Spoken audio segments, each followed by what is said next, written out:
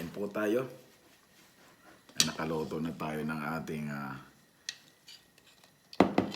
tinulang manok with sayote at dahon ng sili. Ayan. May dahon ng sili, may mga sili-sili pa no, na natangay. Yun na rin ang pinakasili niya. Yun no, yung dahon ng sili. Ayan. Kain po. Amen. Ayan. Tikman nga natin. Sabaw muna.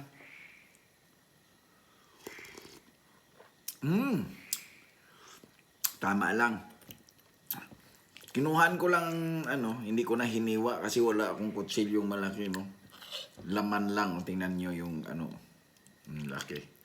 Yan. Tapos, yung paa at yung pakpak, ginawa akong, adobo. Nag-adobo tayo.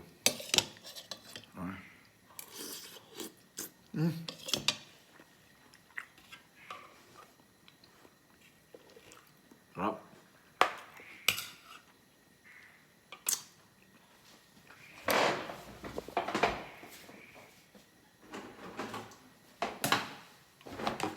Ayan.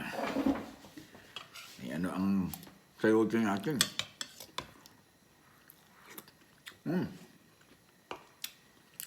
Magkamay ako. Nakahugas na ako ng kamay, ha?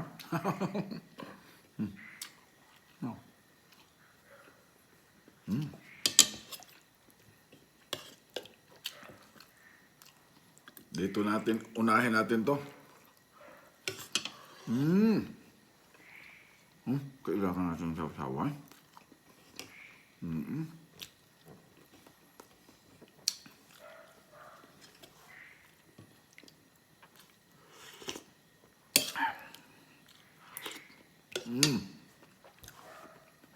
Maraming salamat po.